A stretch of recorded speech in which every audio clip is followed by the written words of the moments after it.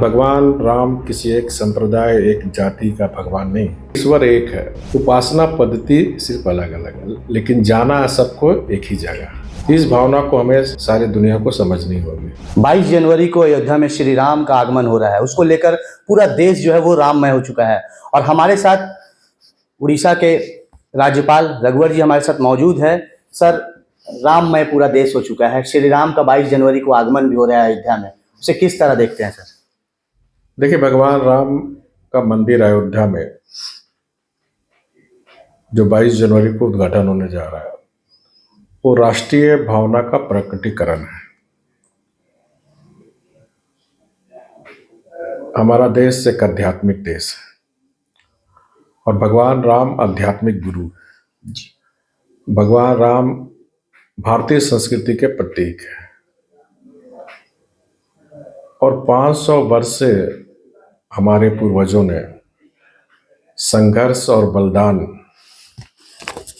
के फलस्वरूप आज भव्य राम मंदिर का उद्घाटन से न सिर्फ देश बल्कि पूरी दुनिया उत्साहित है जी, उत्साह मना रहा है।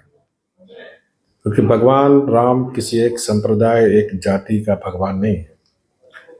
भगवान राम की अलौकिक शक्ति, उनके ज्ञान के कारण पूरी मानव जाति का कल्याण होता है। और यही कारण है कि पूरी दुनिया में आज भगवान राम मंदिर के उद्घाटन पर उत्साह है, उमंग है।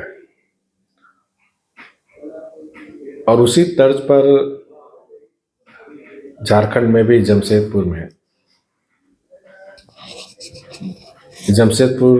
धर्म प्रेमी के सहयोग से यहाँ भी एक भव्य राम मंदिर दरबार का भी निर्माण हुआ, जो 2020 में उद्घाटन हुआ।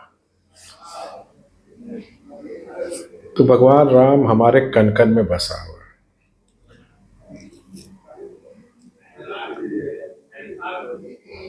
और मुझे उम्मीद है कि देश में, दुनिया में बहुत शासक हुए, लेकिन राम जैसा कोई शासक नहीं जिनकी कल्पना थी राम राज्य जी। राम राज्य का मतलब होता है सामाजिक समरसता। राम राज्य का मतलब होता है सत्य का राज। राम राज्य का मतलब होता है विश्व बंधुत्व की भावना। और हमारे सनातन धर्म में सर्वधर्म समभाव की भावना से चलने वाला धर्म है और ये सीख भगवान राम ने ही दी है। तो मुझे पूरी उम्मीद है कि भव्य राम मंदिर के निर्माण से पूरी दुनिया में एक नई चेतना आएगी और सभी हम लोग मानव कल्याण के काम में लगेंगे। सर, आप जब झारखंड के मुख्यमंत्री थे तो उस दौरान जमशेदपुर में भी अयोध्या के तर्ज पर श्री राम मंदिर का निर्माण किया था। वही हूबहू उसी तरह पूरा ये मंदिर था और लगातार आप झारखंड के तमाम समाज की संस्कृति को बढ़ावा देते थे। और आज देश के प्रधानमंत्री नरेंद्र मोदी के नेतृत्व में अयोध्या में श्री राम का आगमन हो रहा है, तो कहीं ना कहीं लोग जो है श्री राम के साथ साथ देश के प्रधानमंत्री नरेंद्र मोदी का भी शुक्रिया कर रहे हैं। नहीं, निश्चित रूप से जिस तरह मामला एक कोर्ट में बरसों से पेचीदा था, सुप्रीम कोर्ट में माननीय प्रधानमंत्री जी के सूझबूझ से कोर्ट में मामले का निष्पादन हुआ और सुप्रीम कोर्ट जो इस देश की सबसे बड़ी अदालत है, उसने भी कहा कि रामलला अयोध्या में ही जन्म लिया है। और सुप्रीम कोर्ट ने भी आदेश दिया था कि एक ट्रस्ट बनाकर वहाँ भव्य राम मंदिर बनाने का काम चले। साथ ही साथ जो हमारे मुस्लिम भाइयों के लिए भी 5 एकड़ जमीन सुप्रीम कोर्ट में दिया था। और आदरणीय मोदी जी भी राम भक्त है, देशभक्त है और जो हमारी संस्कृति है, जो सभ्यता है, जो परंपरा है, आज उसे सारा देश स्वीकार कर रहा है। अब आबू धाबी में भी वहाँ भी मंदिर का निर्माण हो रहा है और वहाँ भी माननीय प्रधानमंत्री जी जाने वाले उद्घाटन करने के लिए। देखिए, ईश्वर एक है उपासना पद्धति सिर्फ अलग अलग है, लेकिन जाना है सबको एक ही जगह। तो इस भावना को हमें सारी दुनिया को समझनी होगी। धर्म अलग चीज है, उपासना पद्धति अलग है। धर्म का मतलब होता है धारण करना। जैसे हम बोलते हैं कि पिता का धर्म है, पुत्र का धर्म है, ये राजा का धर्म है, ये प्रजा का धर्म है। तो ये जो धर्म की जो व्याख्या लोग करते हैं, तो धर्म हो चाहे संस्कृति हो, वो राजनीतिक उठापटक से बहुत ऊपर की चीज है। ये हम सबको समझने की जरूरत है।